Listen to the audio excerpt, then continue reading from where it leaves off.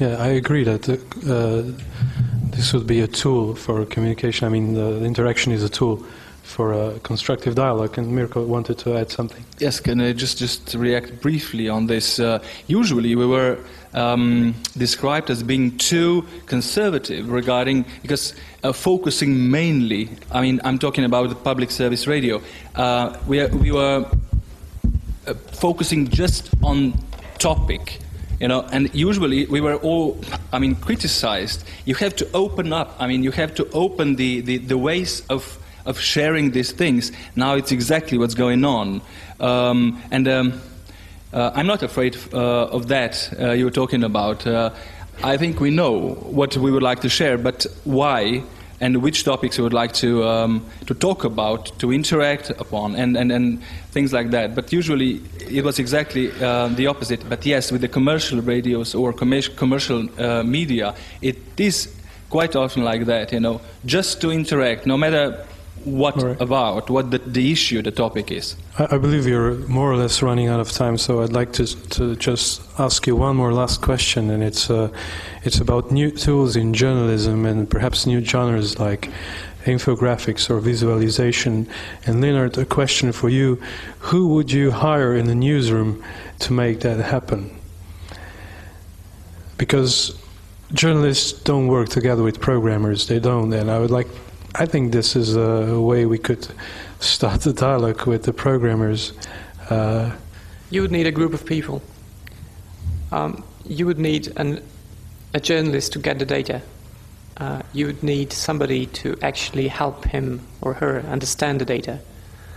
Then you would need a designer who'd know how to visualize this data. And at the end, you would also need a programmer to make it possible, either online or however you want to publish it. And how likely is that to happen in a newsroom concerned about their finances? Probably not very much. It's not just a question of finances. It's also has to do with how are you actually thinking about your story. Because you know, even for journalists, I think it goes for all the media.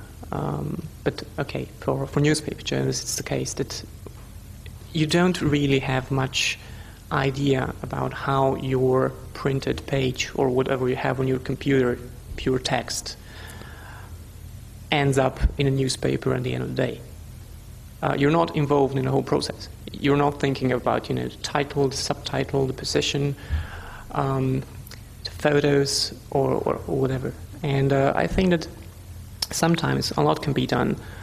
And most bloggers actually have this experience when they're forced to think, you know, what to do with their story to make it more attractive. They start thinking about links. They start thinking about titles, about all the things that matter when it comes to, you know, how to attract any visitors. And I think that it's not, you know, having a big budget information studio and techies and God knows what in your newspaper. It starts, you know, with the idea that your story can be told in many different ways. That if you're writing for a newspaper and if you have, like, you know, a block of data, it's really boring. Nobody would read it. Even you would probably just, you know, copy and paste it from somewhere else and say, well, this is data and it's relevant. If you would only be forced to think outside of this box and think, well, what's really important about this data? Try to explain it to somebody else. You know, try to explain to the guy who will make a drawing, if this makes any sense. Then you would be forced to understand the data. You would be forced to think, you know, how to present it, and then the whole different process would start. All right, Domen, would you like something? Yes, I agree. I mean, the technology is not the issue here. You have to think about your audience, and you have to think about the presentation of the data.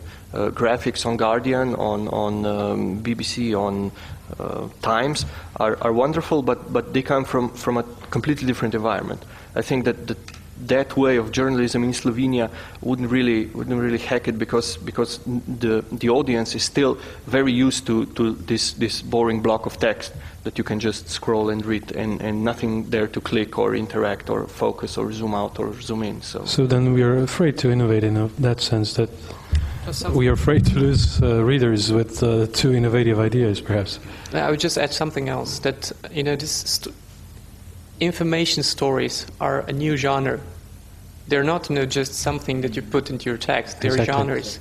And it's not, if you spend half of your day writing an article, then you should also spend 15 minutes to put some data into some sort of, charts or whatever. No. It's a story in itself. It takes a week to make such an infographics that then we all admire at the Guardian and BBC website. It takes a week or more. Plus, only this short ad. I don't think they are scared. I don't think the media houses are scared, but they just don't see the need. They're pushing advertising just as fine as it is. So why bother with spending more of your money, spending more of your budget on a stuff that you don't really need? All right. And Mirko, I forgot to mention that you lecture radio at the Faculty of Social Sciences in Ljubljana.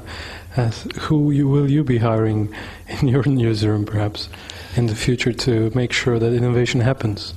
Okay, if you didn't add this last part, then it would be much easier. I'm not so sure they're that much into innovation, actually. The students of journalism. But I wanted to add something. There is one, I would even say, common reason why we should do that. Because we suffer, particularly the radio, becoming kind of classical, traditional media. If you consume it or look at it in this linear FM listening, it's capturing younger audiences. It's the main issue that all public and commercial radio stations are dealing with. And commercials, commercial radio stations, that they are more, let's say, efficient in addressing to young audiences. But otherwise, as soon as you start broadcasting or doing content, or let's say a bit more demanding thing on radio, then you are about to lose younger audiences. This is generalized, I know, and it's not true all the time, but still, how to capture, how to reach, how to address to younger audiences, and also younger readers. I really don't meet many students, if you mention students at the faculty, that listen the radio. I listened when I was 17 or 18. It's huge difference in the way young people consume media topics. One remark from Lenart, and then we're out of time, I guess. I just have to ask you if I have time for a short story for what you just said. A couple of years ago, I had an opportunity to speak to a guy who's been doing such audience studies for the BBC for, 20 or 30 years, a really long time. And we had a discussion about this idea of young audiences. And he said, well, for the BBC, it was not really a relevant question for quite a long time, because we focused on children.